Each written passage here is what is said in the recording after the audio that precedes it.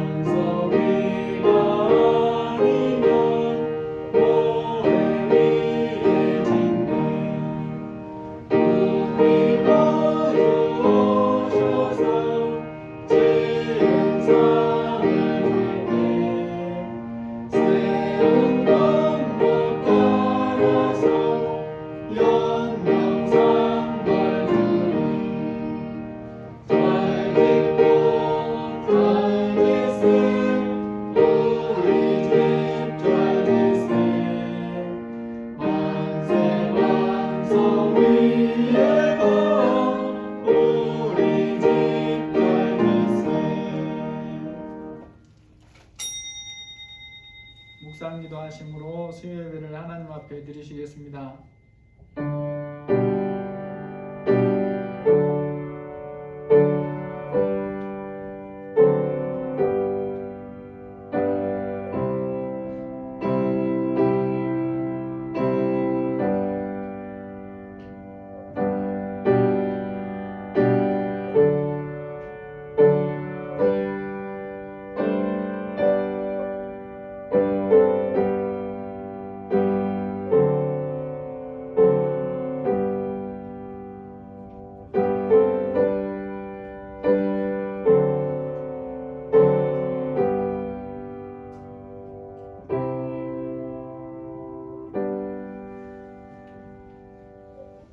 사도신경으로 신앙 고백하시겠습니다.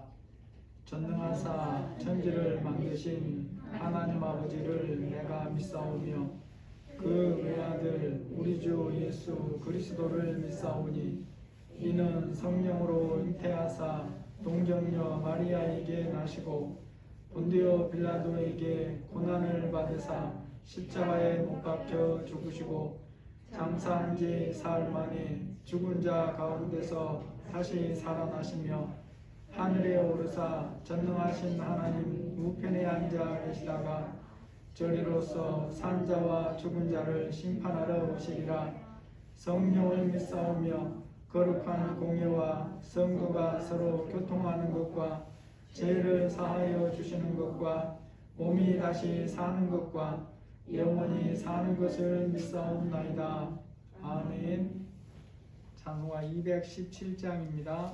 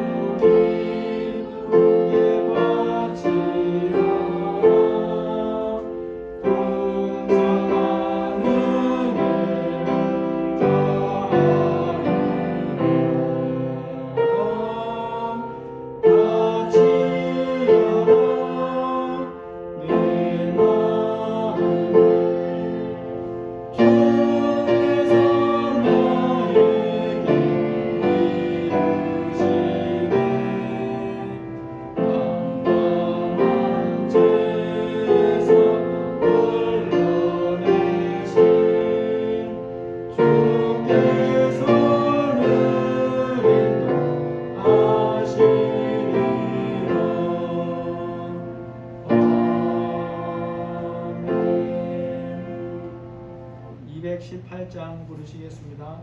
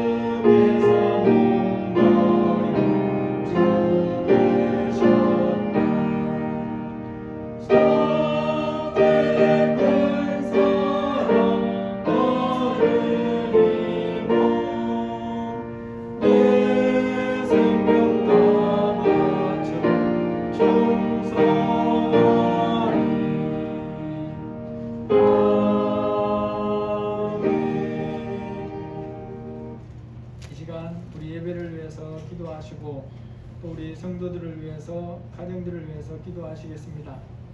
입학하는 우리 자녀들을 위해 기도하시고, 이제 2주 남았는데 대통령 선거를 앞두고 우리가 기도해야 됩니다. 하나님 보시기에 공정하고 공의로운 선거가 되도록 하나님의 자녀들이 오직 말씀을 기준으로 분별하며 투표하도록 하나님 보시기에 선한 역할로 쓰임받을 자가 세워지도록 고레스 같은 자, 직을 감당할 지혜를 가진 자를 세워주시도록 지금 우리 다 함께 기도하시겠습니다. 하나님 감사합니다. 우리를 사랑하시고 또 이렇게 수요일에 불러주셔서 감사합니다. 하나님, 우리가 예수님의 말씀을 믿고 하나님의 말씀을 믿고 기도합니다. 우리에게 믿음을 더하여 주셔서 우리가 영과 진리로 예배하게 하여 주시고 우리에게 대표와 깨닫는 마음을 주시기를 기도합니다. 우리 어린아이부터 장성한 자에 이르기까지 세밀하게 살펴주시고 함께하여 주셔서 기도를 주옵소서. 또 하나님, 우리 성도들이 가정을 기억하시고 자녀들을 이끌어주시고 또 사업자를 위해 함께해 주셔서 빛과 소금의 삶을 감당할 수 있도록 도와주시기를 원합니다. 하나님이 함께하여 주시고 반석교를 향하신 하나님의 뜻이 온전히 이루어지게 해주시고 이 일에 우리 모든 성도들이 착하고 종들에게 쓰임받는 칭찬받는 자들이 다 되게 해주시기를 기도합니다. 이 시간 예배하러 모였사오니 우리에게 들을 귀와 깨닫는 마음을 주옵소서. 날마다 믿음에서 성장해 가게 도와주옵소서. 하나님, 대통령 선거가 두어져 나와 있는데 주님이 불쌍히 여겨주시고 하나님 말씀에 비추어 공정하고 정의로운 선한 선거가 되게 해주시기를 기도합니다. 이 땅의 전 백성들이 특별히 하나님 말씀을 기준으로 분별하며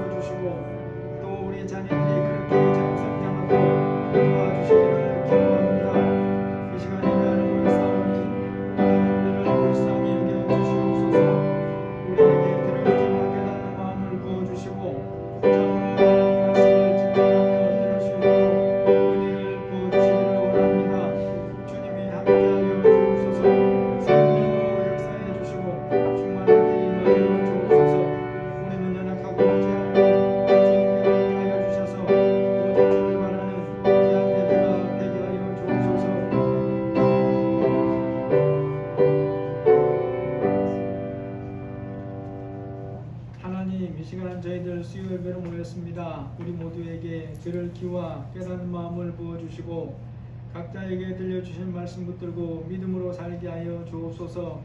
대통령 선거가 2주 앞으로 다가왔는데 하나님 보시기에 공정하고 공의로운 선거가 되게 하시고 이 땅의 모든 백성들 특별히 하나님을 믿는 자들이 오직 말씀을 기준으로 분별하며 또 선거하게 해주시기를 기도합니다. 하나님 보시기에 작은 부분이라도 선하게 쓰임받을 자를 세워주시고 대통령의 직이라는 막중한 직을 감당할 수 있는 필요한 지식과 지혜를 가진 자를 세워주시기를 기도합니다. 이 나라를 불쌍히 여겨주시고 하나님이 기뻐하는 나라로 조금이라도 더 변화되고 성장되는 일에 쓰임받을 자를 뽑아 주옵소서. 예수님의 이름으로 기도합니다. 아멘.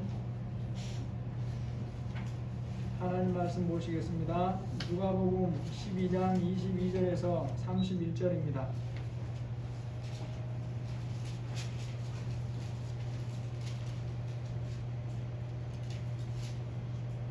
누가복음 12장 22절에서 31절입니다.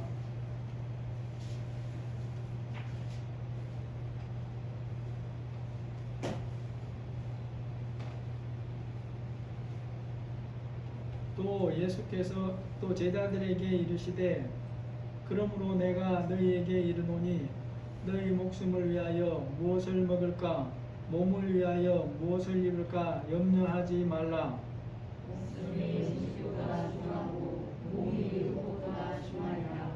까마귀를 생각하라. 심지도 아니하고 거두지도 아니하며 골방도 없고 창고도 없으되 하나님이 기르시나니 너희는 새보다 얼마나 더 귀하냐.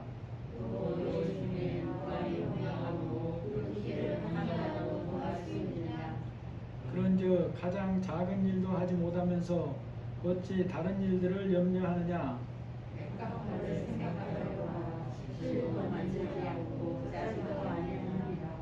그러나 내가 너희에게 말하노니 솔로몬의 모든 영광으로 이룬 것이 이곳 하나만큼 훌륭하지 못하였느니라. 오늘 있다가 내일 아궁 위에 던져지는 들풀도 하나님이 이렇게 입히시거든 하물며 너희일까 보냐. 믿음이 작은 자들아. 너희는 무엇을 먹을까 무엇을 마실까 하여 구하지 말며 근심하지도 말라. 이 모든 것은 세상 백성들이 구하는 것이라. 너희 아버지께서는 이런 것이 너희에게 있어야 할 것을 아시느니라. 다만 너희는 그의 나라를 구하라. 그리하면 이런 것들을 너희에게 더하시리라. 아멘.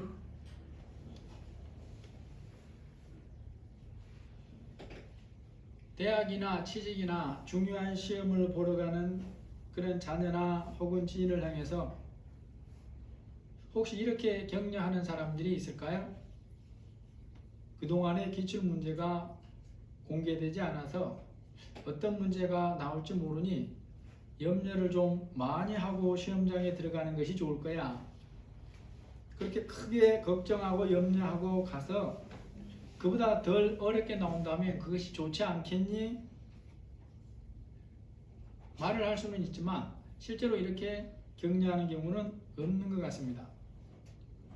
격려한다고 하면서 염려를 크게 하라든지 걱정을 많이 하고 가라고 말하는 사람은 없다는 거죠.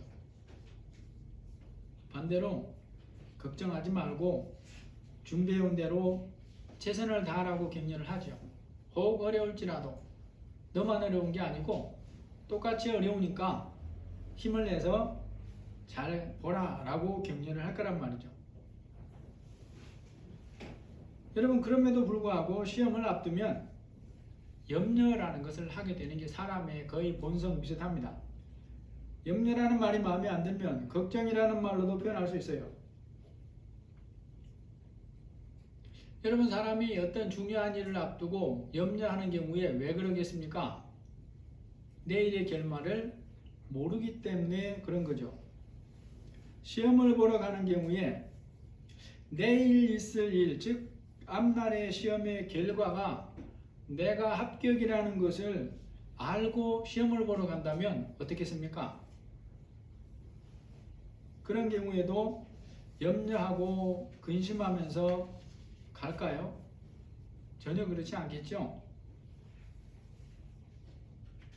거기에 시험 보러 온 모든 사람들이 다 벌벌 떨 정도로 긴장하는 시험일지라도 자신은 합격한다는 것을 알고 간다면 조금도 떨 필요가 없습니다. 오히려 그 반대죠. 그러한 과정을 어떤 면에서는 아주 즐겁고 신나게 통과할 수도 있어요. 다른 사람들에 비해서 스릴감을 느끼면서 모두가 염려하고 근심하며 떠는 상황에서도 즐겁게 통과할 수가 있습니다. 왜 그럴까요? 자신은 합격이라는 것을 알기 때문에 그런 거죠. 이 시간 말씀해 보면 모든 사람이 염려를 버리지 못하고 사는 속에서 염려를 벗어나서 사는 길을 예수님이 말씀을 해줍니다.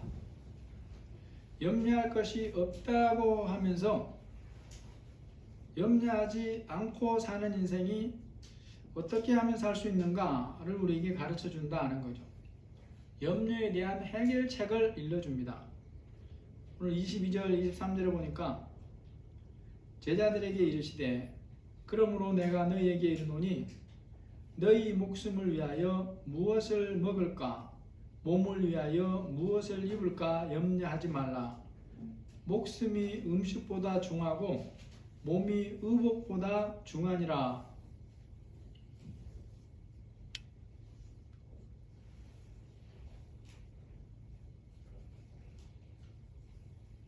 예수님의 이 말씀에서 좀 살펴보려고 하는 부분이 있습니다. 그것이 바로 하나님을 믿고 사는 사람의 삶에서 반드시 알고 지켜야 할 우선순위에 대해서 살펴볼 필요가 있습니다. 사람들이 하나님이 원하시는 삶을 살기 위해서 뭐가 가장 중요할까? 그것이 바로 우선순위가 제대로 세워져야 된다라는 거죠. 여러분 인생에서 우선순위가 잘못된 삶을 살면 어떤 결과를 만날까요? 하나님이 정해주신 혹은 하나님이 말씀하신 우선순위를 모르고 혹은 외면하고 자기 생각이라고 하는 것을 따라 살게 되면 어떻게 될까라는 것입니다. 성경은 인생을 집을 짓는 것에 비유합니다. 인생을 집을 짓는 것에 비유하여 살펴보면 이런 부분에 대해서 좀 더 쉽게 교훈을 살필 수도 있습니다. 사람이 한평생 살면서 작든지 크든지 집을 지어보는 경험을 하는 일은 그렇게 많지가 않습니다. 제가 시골에서 부분적인 경험을 해봤는데 청년 때에 소가 낮 시간에 머무는 장소 위에 지붕을 만드는 일을 해본 경험이 있어요. 바닥에 약 50cm 정도의 높이로 자갈과 시멘트로 받침을 만들고 그 위에 적당하다고 생각되는 크기의 나무로 기둥을 세우고 구조를 만든 후에 함석으로 지붕을 덮었습니다. 비만 막는 것이 목적이기 때문에 모든 구조가 다 드러나 보이죠. 제 생각으로는 최선을 다해서 계산을 했다고 하면서 지었는데 짓고 보니까 지붕의 경사도가 너무 적어서 비가 많이 올 때는 중간에 물이 새는 거예요. 튼튼하기는 어떻겠습니까? 아마도 5년은 버틴 것 같은데 그 후에 평소보다 강한 태풍이 왔을 때 기둥 한쪽이 부러져서 지붕이 주저앉고 말았습니다.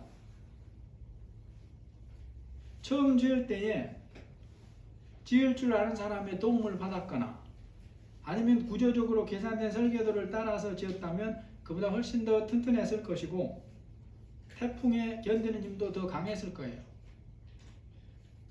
그런 것을 모르고 제 생각대로 지은 결과가 5년 후에 무너짐으로 끝이 난 것입니다. 만약에 그때 아래에 가축이 있거나 사람이 지나가고 있었다면 다치거나 중상을 입을 수도 있죠. 그런데 문제가 있어요. 집의 구조를 모르는 저 같은 초보자가 생각을 따라 대충 지은 그러한 것도 최소한 5년 정도는 집 모양을 유지하고 버티더라 라는 거예요. 저희 어머니가 그 위에다가 고사리나 고추나 이런 것을 사다리를 놓고 올라가서 많이 널었는데 그러한 기간도 5년을 버텼어요. 바로 그러한 기간이 있다는 것이 자기 생각대로 인생집을 짓게 만드는 요인이 된다는 것입니다. 여러분, 성경에서 우리 인생을 집을 짓는 것에 비유하죠. 고린도후서 5장 1절에 보면 만일 땅에 있는 우리의 장막집이 무너지면 하나님께서 지으신 집 곧 손으로 지은 것이 아니요 하늘에 있는 영원한 집이 우리에게 있는 줄 아느니라. 사람이 살 집을 제대로 지으려면 뭐가 중요한가를 알아야 됩니다. 물론 땅이나 건축할 비용 같은 걸 준비하는 것은 기본이죠. 또 거기에 들어가는 모든 재료들도 다 있어야 집을 지을 수 있어요. 그런데 그러한 것들이 다 준비됐다고 해서 집을 지을 수 있는 게 아닙니다. 집을 실제로 지으려면 가장 중요한 것이 제대로 된 설계도가 있어야 된다라는 거죠. 그것이 그림으로 꼭 그려진 설계도는 아닐지라도 제대로 된 설계도를 알고 있어야 집을 제대로 지을 수가 있는 거예요.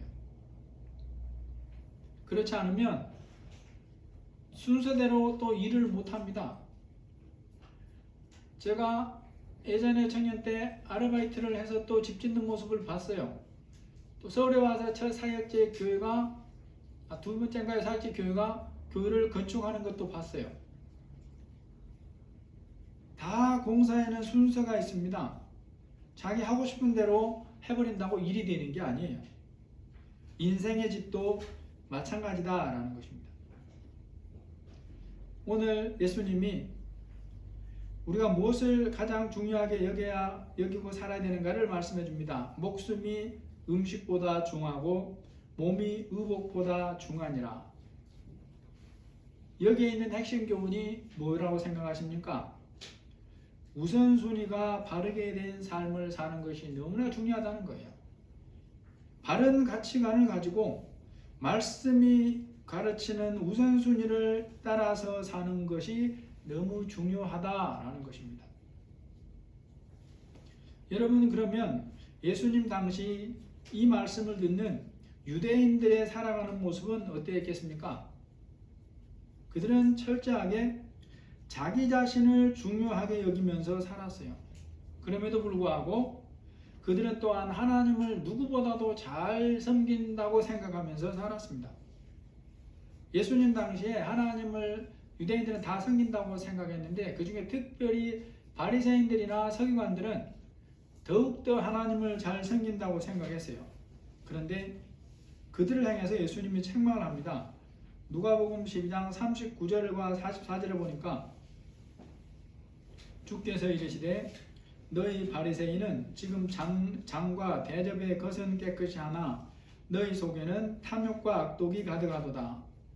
화 있을진저 너희여 너희는 평토장한 무덤 같아서 그 위를 밟는 사람이 알지 못하느니라. 예수님이 바리새인들을 향해서 너희는 평토장한 무덤 같다 라고 하십니다. 그들의 위선, 겉과 속이 다름을 지적하는 말씀이에요.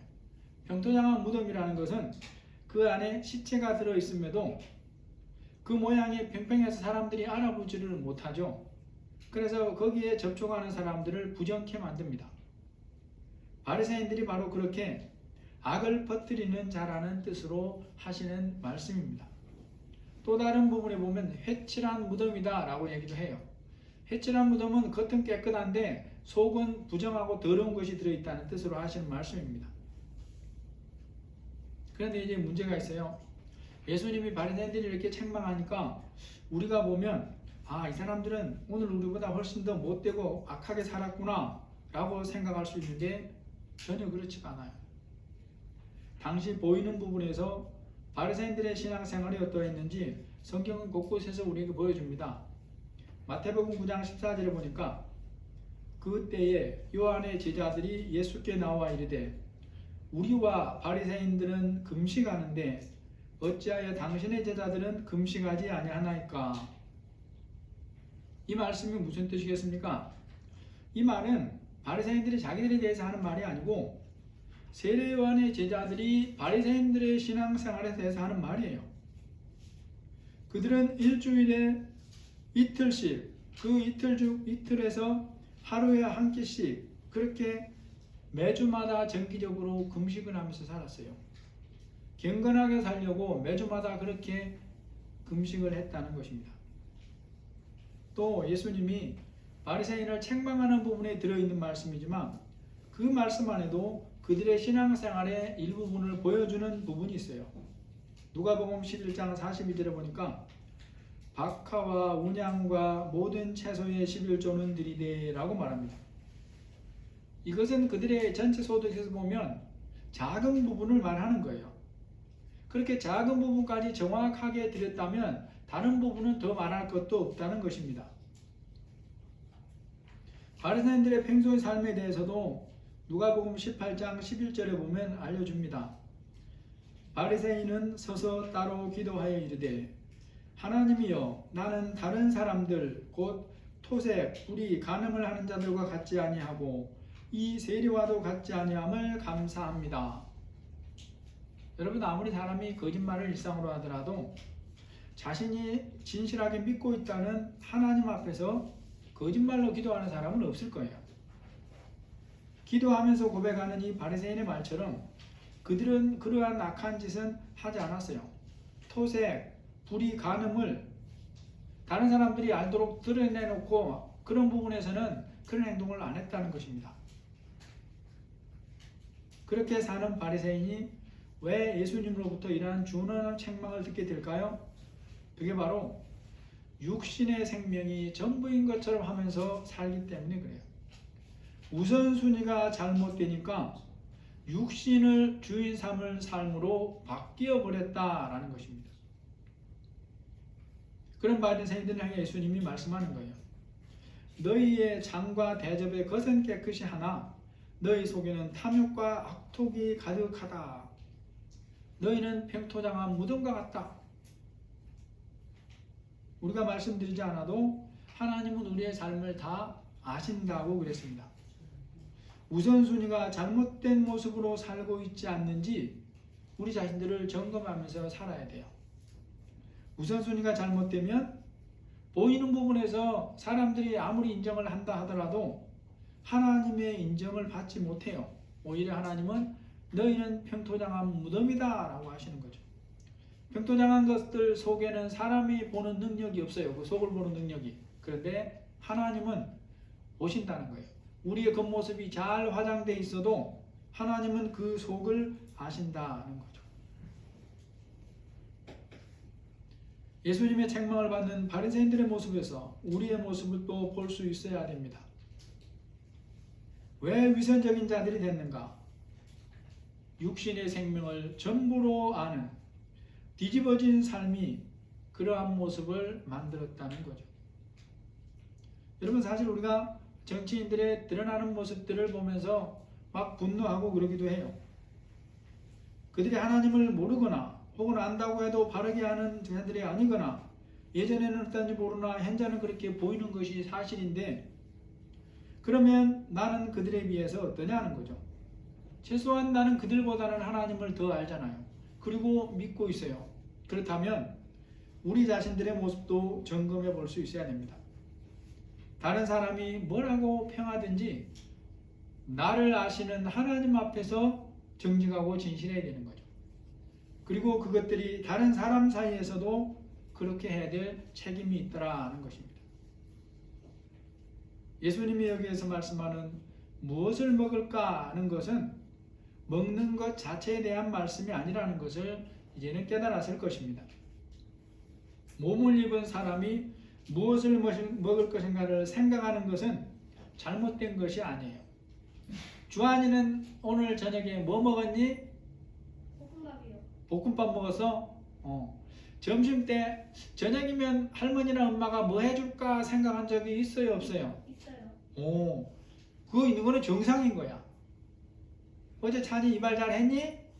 그렇구나. 찬이 이발할 때 목사님이 문 앞에서 살짝 봤는데 나 못 봤지? 나는 봤어요. 상대방은 모르는데 나는 볼 수 있는 거야. 또 내가 누군가를 봤는데 나는 그분을 알아보지 못했는데 그분이 알아봐서 감사하게 제가 또 알아봤어요.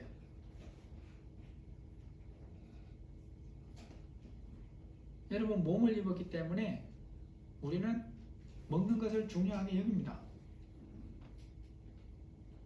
모든 사람에게 가장 중요한 것은 생명이에요. 여러분, 왜 일합니까? 현 권사님 왜 일합니까?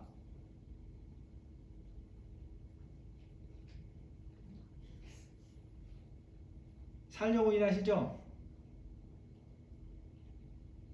아닙니까? 살려고 일해요. 사람이 기본적으로 사람답게 살려고 일합니다. 예수님을 믿는 사람에게도 육신의 생명은 소중해요. 사람답게 사는 게 소중합니다. 하나님께서 사람의 생명을 얼마나 소중하게 여기는지 우리가 잘 알아요. 이 세상에 그 어떤 것도 사람의 생명보다 더 소중한 건 없습니다. 얼마 전에 한 기사를 보니까 무슨 산맥, 하여튼 유럽에 있는 산맥인가 큰 산맥 위를 6km짜리 뭔가가 날아갔다, 이런 사진들이 나오는 걸 얼핏 내가 하나 봤어요. 다 이 기사를 읽진 않았는데, 그런 것들은 예외 없이 뭘로 연결되냐? UFO 이런 걸로 연결돼요. 여러분, 외계인이 있을 것 같아요? 없을 것 같아요? 성경에서 거기에 대해서 명시적으로 말을 안 해서 우리가 모르죠. 그런데 명백한 사실이 있습니다. 그것이 있든지 없든지 예수님은 그들을 구원하기 위해 오신 게 아니에요. 누구를 구원하기 위해 왔어요? 사람을 위해 구원하기 위해 오신 거예요. 그러니까 우리는 성경대로 믿으면 돼요. 그리고 실제로 현재까지 UFO 흔적들이라고 한 것들 중에 진짜로 그럴 만한 것은 아직까지는 드러난 것이 없는 것 같습니다. 저도 그런 부분에 대해서 그들이 나온 책, 하여튼 종교처럼 섬기는 그런 사람들의 자료들을 조금 찾아봤는데 그럴듯한 것은 아직 없어요. 혹 나중에 나온다 하더라도 놀랄 일도 전혀 없습니다. 왜냐? 예수님은 그들을 위해서 오신 게 아니에요. 사람을 구원하기 위해 오셨어요. 예수님을 믿는 사람에게 육신의 생명은 너무나 중요합니다. 하나님께서 그렇게 지었어요. 그런데 믿음을 가진 사람이 육신의 생명을 중요하게 여기는 것은 하나님을 믿지 않는 사람들과 결정적으로 달라야 하는 이유가 있어요. 그리스도인이 육신의 생명을 소중하게 여기는 것은 말 그대로 죽음이 두렵고 싫어서 어찌하든지 죽음과 멀어지기 위해서가 아님을 알아야 됩니다. 그리스도인이 육신의 생명을 소중하게 여기는 가장 큰 이유는 육신의 생명이 있는 동안에만 영원한 삶을 준비할 수 있기 때문이에요. 육신의 생명이 있어야 하나님 나라 천국에 들어갈 준비를 할 수 있는 겁니다. 육신의 생명이 끝나면 더 이상 이것을 준비할 수가 없어요. 그렇기에 육신의 생명이 다른 모든 것보다 더 소중하고 큰 가치가 있는 것입니다. 그러면 영원한 하나님 나라에 들어갈 믿음을 가진 사람에게 육신의 생명은 어떤 가치가 있겠습니까? 맡겨주신 사명을 이루는 시간으로서의 가치가 있는 거죠. 하나님이 허락하신 시간 동안 살면서 사명을 감당함으로 영원한 하나님 나라 천국에서 주실 영원한 상급을 받을 준비를 하는 삶이라는 특별한 가치가 있는 것입니다. 그러므로 하나님 나라에 들어갈 믿음을 준비하고 사는 사람에게는 이 세상에 사는 동안 육신의 생명의 중요함에 대해서 하나님의 가르침이 뭔가를 알고 살아야 돼요. 육신의 생명에 대한 하나님의 가르침과 가치관이 뭔가를 알아서 그 가치관을 가지고 살아야 됩니다. 그래야 믿음으로 살 수가 있어요. 믿음을 가진 우리가 육신과 영혼의 생명에 대하여 가져야 될 바른 자세가 뭔가를 예수님이 마태복음 10장에서 제자들에게 가르칩니다. 마태복음 10장 38절에 보면 몸은 죽여도 영혼은 능히 죽이지 못하는 자들을 두려워하지 말고 오직 몸과 영혼을 능히 지옥에 멸하실 수 있는 이를 두려워하라. 시편 56편 4절에는 내가 하나님을 의지하고 그 말씀을 찬송하올지라. 내가 하나님을 의지하였은즉 두려워하지 아니하리니 혈육을 가진 자들이 내게 어찌하리이까. 히브리서 10장 31절에도 보니까 살아있는 하나님의 손에 빠져들어가는 것이 무서울진저라고 말씀합니다. 육신의 생명이 보이는 것 중에 가장 가치 있는데 그보다 더 가치 있는 것이 영혼의 생명이다. 이 말씀을 이렇게 쫙 풀어서 해놓은 거예요. 하나님을 모르고 하나님이 계시는 영원한 하나님 나라 천국을 모르는 사람은 당연히 육신의 생명만이 최고의 가치라고 살아갑니다. 그러나 하나님을 알고 믿는 사람이라면 이 땅의 삶에서 가장 중요하게 여기고 살아야 할 것이 있습니다. 육신의 생명보다 더 중요한 게 있어요. 그것이 바로 영원한 생명이고 그 생명을 주시는 하나님과의 관계다라고 하는 것입니다. 사람에게 가장 중요한 것이 영원한 생명이고 그 생명을 주신 예수님과의 관계가 가장 중요한 것입니다. 그럼에도 불구하고 우리가 그렇게 살지 않으면 어떻게 되느냐? 눈에 보이는 것과 육신의 생명을 전부로 알고 살게 돼요. 그것이 바로 육신을 위해 먹고 마시는 것을 염려하는 삶으로 만들어버리는 것입니다. 그리스도인이 육신의 생명을 전부로 알고 먹고 마시는 것만 염려하면서 사는 것은 우리에게 영생을 주신 하나님이 보시기에 너무나 안타까운 삶이고 하나님이 그러한 삶을 우리에게 원하시는 삶이 아니에요. 우선순위가 뒤집어진 잘못된 모습으로 사는 것이다 라는 것입니다. 그래서 예수님이 제자들에게 그런 어리석은 삶을 살지 않게 하시려고 하는 거예요. 내가 너에게 이른다. 너희 목숨을 위하여 무엇을 먹을까? 몸을 위하여 무엇을 입을까? 염려하지 말아라. 목숨이 음식보다 중하고 몸이 의복보다 중하니라. 예수님이 제자들에게 앞으로 살아가는 동안 먹고 마시는 것에 대해서 염려하지 말라고 하시는 말씀에 들어있는 의미를 알아야 됩니다. 너희는 단지 말로만 예수님이 단지 말로만 염려하지 말라고 하시고 끝내시는 게 아니라는 걸 알아야 돼요. 하나님이 그들을 돌보실 것이라는 말씀이 들어있습니다. 그래서 하나님이 어떻게 돌보실 것인가를 우리에게 알게 하려고 실물을 두 가지를 들고 있어요. 오늘 읽은 본문에 12장 24절에 보니까 까마귀를 생각하라. 심지도 아니하고 거두지도 아니하며 골방도 없고 창고도 없으되 하나님이 기르시나니 너희는 새보다 얼마나 더 귀하냐. 여러분, 까마귀가 농사 짓는다는 소식 들어보셨습니까? 까마귀가 창고를 짓고 먹을 것을 저장한다는 말을 들어보셨습니까? 우리나라 같이 사계절이 분명한 곳일수록 열매가 풍성한 가을을 제외하면 특히나 겨울에는 까마귀 같은 새들이 먹을 것이 없어 보여요. 사람 눈에는 먹을 것이 보이질 않아요. 그래서 보이는 것만 보면 까마귀는 겨울이 되면 싹 다 굶어 죽을 것 같습니다. 그럼에도 까마귀가 굶어서 죽었다는 뉴스를 아직 저는 본 적이 없어요. 독극물을 넣은 그런 것들을 먹고 죽었다는 뉴스는 본 적이 있는데 굶어서 죽었다고 말하는 것을 본 적이 없다는 것입니다. 여러분, 먹이가 보이지 않을 때 까마귀가 먹이를 스스로 만들어서 먹었겠습니까?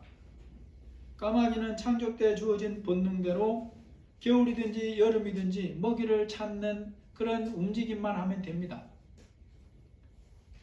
까마귀나 수많은 새들이 사람 눈에는 먹이가 거의 보이지 않는 겨울에도 굶어 죽지 않는 것에 대해서 하나님이 뭐라 그러십니까? 하나님이 돌보기 때문이다 라고 말씀하고 있어요. 하나님이 돌보시는 예로 드는 또 한 가지가 꽃과 들풀이죠. 27절 28절 보니까 백화발을 생각하여 보라. 실도 만들지 않고 짜지도 아니하느니라. 그러나 내가 너희에게 말하노니 솔로몬의 모든 영광으로도 입은 것이 이 꽃 하나만큼 훌륭하지 못하였느니라. 오늘 있다가 내일 아궁이에 던져지는 들풀도 하나님이 이렇게 입히시거늘. 까마귀를 예로 들어 먹이는 것을 말씀하신 하나님이 백합화와 들풀을 예로 들어서 입히시는 하나님이라 라는 것을 우리에게 말씀해 줍니다. 여러분, 먹고 마실 것을 위해 기도하는 것과 염려하는 것은 전혀 다른 것입니다. 성도가 염려하지 말아야 한다는 것을 어느 정도로 분명하게 말씀하느냐? 오늘 본문에서 우리에게 충격적인 말씀을 해요. 19장, 12장 29절 30절에 보니까 너희는 무엇을 먹을까 무엇을 마실까 하여 구하지 말며 근심하지도 말라. 이 모든 것은 세상 백성들이 구하는 것이라. 이게 뭔 말입니까? 먹을 것과 마실 것을 구하지 말라는 것은 염려하고 근심함으로 구하지 말라 그런 뜻이에요. 그렇게 구하는 것은 이방인들이 하는 것이다 이 말이죠. 이 세상 백성들 사람들이 하는 것이다 이 말이죠. 그러므로 하나님의 자녀가 염려하고 근심하면서 양식을 구하는 것은 하나님이 너무나 싫어하시는 불신앙이라는 것을 알아야 됩니다. 애굽에서 나온 이스라엘 백성들이 광야를 가다가 물이 떨어지니까 모세에게 나와서 불신하고 원망하고 불평을 해요. 그런데 그것이 먹을 것을 위해 마실 것을 위해 한 염려인데 그것이 하나님 보시기에 그래 그럴 수도 있지 그렇게 하지 않습니다. 하나님을 믿지 못하는 불신앙이다 라고 해요. 이게 세우는 게 너무 져서 그래. 아무 상관없어요. 예수님이 믿는 자들에게 반드시 하라고 하시는 것이 있습니다. 그것이 뭘까요? 오늘 우리 31절을 같이 읽겠습니다. 다만 너희는 그의 나라를 구하라. 그리하면 이런 것들을 너희에게 더하시리라. 그의 나라를 구한다는 게 뭔 뜻인지 조금만 설명을 하겠습니다.